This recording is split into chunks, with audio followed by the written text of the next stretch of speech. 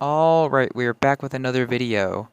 And today's what if video is what would happen if I mean the other way around. What if Hiyoko killed Fuyuhiko in chapter 2 instead of Peko killing Mahiru?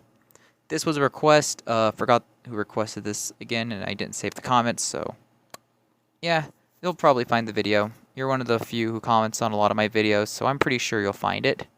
But anyway, this what if video is a very interesting one, to say the least. So let's actually talk about the story and actually talk about what would change from chapters 2 through 6 of Danganronpa Goodbye Despair. So starting off with Goodbye Despair chapter 2. Chapter 1 obviously goes the same, so no need to cover that one. Starting off with how chapter 2 would start off. In this alternative timeline, we need a way for Fuyuhiko to get killed by Hiyoko. Now, as for how I would do it, I think we could say that maybe Hiyoko is able to put 2 and 2 together with the video game, but canonically, she's not that smart. Like, she's not an idiot. I wouldn't go as far as to say that, but I don't think she's that smart to point out how the video game is basically connected to real events. She could find Fuyuhiko as a threat, potentially, to maybe Mahiru or something, so she wants to protect her. Granted, Hiyoko and Mahiru wouldn't have known each other that long, but hey, I think it would be a sacrifice for her. That, or maybe it's during the beach house thing. Hiyoko maybe isn't unconscious by Peko yet. Maybe Peko didn't get to her yet and wasn't able to knock her out. So Hiyoko's still conscious, sees Fuyuhiko and Mahiru arguing, and Fuyuhiko getting ready to kill her, along with Peko getting ready for the kill. But maybe in this timeline, Hiyoko maybe finds a weapon of some sort, maybe a sharp weapon that's nearby, and then stabs Fuyuhiko with it or something, to kind of protect Mahiru or something. I don't know how it would work, but that's kind of my idea for chapter 2. Hiyoko can find a weapon during the confrontation of Fuyuhiko and Mahiru before Peko can strike, or Peko is able, and also before Peko can knock out Hiyoko earlier on. Bam! Hiyoko stabs Fuyuhiko and kills him. Fuyuhiko bleeds out. Mahiru is saying that they should get help. Hiyoko tells Mahiru to run off and that she's willing to sacrifice herself. Hiyoko and Mahiru both leave, and then Peko is able to probably find Fuyuhiko bleeding out before Fuyuhiko fully dies. In this timeline, I think Mahiru would try to protect Hiyoko, and I think the blame would mostly go toward Peko, with her being the red herring or something. But it would be pretty obvious it's not her. Mahiru would try to take the blame for Hiyoko, but then Hajime would figure out that Mahiru is just lying to cover up Hiyoko, and it's revealed that Fuyuhiko was killed by Hiyoko. Hiyoko would probably try to do her innocent little act where she's trying to play the victim and whatever, but Hajime is not having it, reveals it. Hiyoko cries, reveals she was the killer, and then bam, Hiyoko gets executed, and the Mahiru would probably go through some kind of character development, and Peko would get depressed.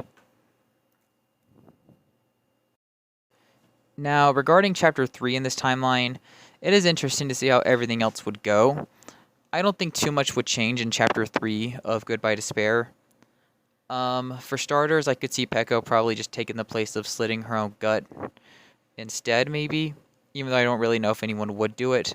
I could see Peko maybe doing some kind of suicide attempts, but failing, and Mikan taking her away to heal her in the hospital. I still think Akane is gonna try to attack Monokuma, and then Nekomaru is still gonna save her. I could also see a timeline where Mahiru tries to save Hiyoko from her execution, and Mahiru gets injured, similar to how Fuyuhiko did in the canon Goodbye Despair. So if you want to go a route like that, where Mahiru and Hiyoko are both in the hospital, you could go that route. Now, in this timeline, I actually don't think no one would go into the mirror to get the mirror from Mikan and stuff. So I feel like that part of the story would just get skipped over, since I feel like no one would have any reason to go into Titty Typhoon. So, yeah.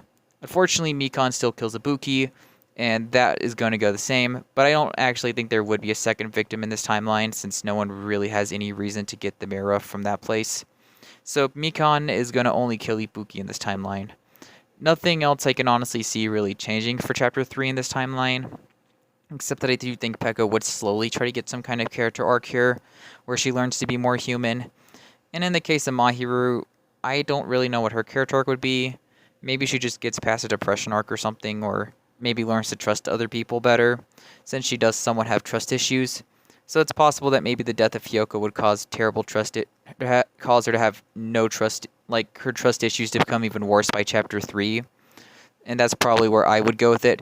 That her trust issues are bad in chapter 3 and she doesn't really get along with the rest of the cast because at this point she doesn't know who to trust anymore.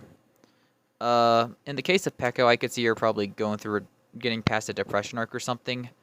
I don't think there's any reason for anyone to get the Mira, so Mikan's just gonna kill Ibuki. And that's how I see chapter 3 going in this timeline.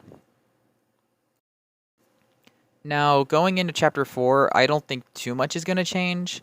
The only change is that when it comes to the strawberry and grape house scenario, since there is now an equal amount of females in this timeline and males, Hajime would end up just taking the room of Fuyuhiko, and then Hiyoko and, not Hiyoko, but, Peko and Mahiru would end up being in the other room. Chiaki and, Sonia and Akane still get their, no wait. Okay. No wait, yeah, there'd probably have to be an extra room in the girls' room, by that logic, so. Yeah, I just forgot. I think I forgot about the existence of either Sonia or Akane for a second there. Sorry about that. But minus from that, I do think Chapter 3 can probably just do that. I think the other rooms just stay the same when it comes to the guys, except Hajime would just have Fuyuhiko's room. The girls would just have an extra room in general, probably. And I would say that after this point, I don't really think Chapter 4 as a whole honestly would change. I still think Gundam's going to kill Nekamaru, and they're still going to fight to the death to try to get the others food and stuff. And that whole thing goes the same. I don't think too much is going to change in Chapter 4. So I actually feel like nothing would honestly change, except that I think this would be the arc where Mahiru finally starts to gain trust on the cast, and would start to become friends with them again. But after that, I don't really think Chapter 4 would really change in general.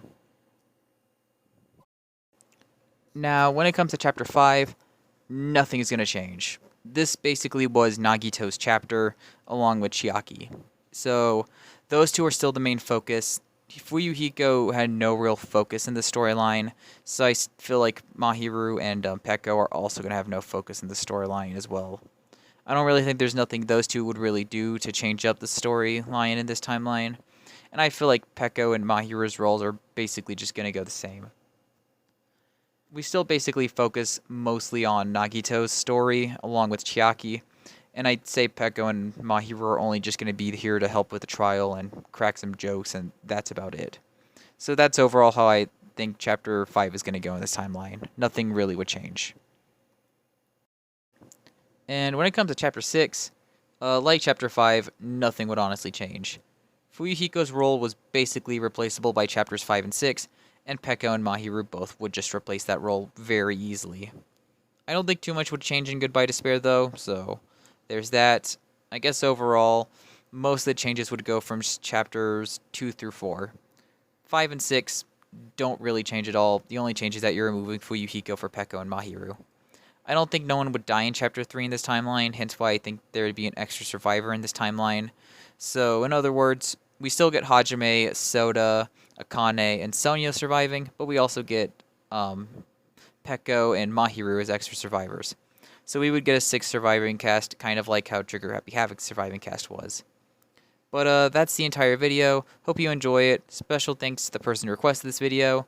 This was a pretty interesting video to make, in my opinion, and there is actually a lot of interest to come out of this timeline. So, if anyone has any other requests regarding Danganronpa, or for JoJo Bizarre Adventure content, or maybe even pro wrestling content, I'm your guy to hook up with it. I'll try my best to make those into what-ifs and whatever. And that's all I got today. Thanks for watching, and I'll see you all next time.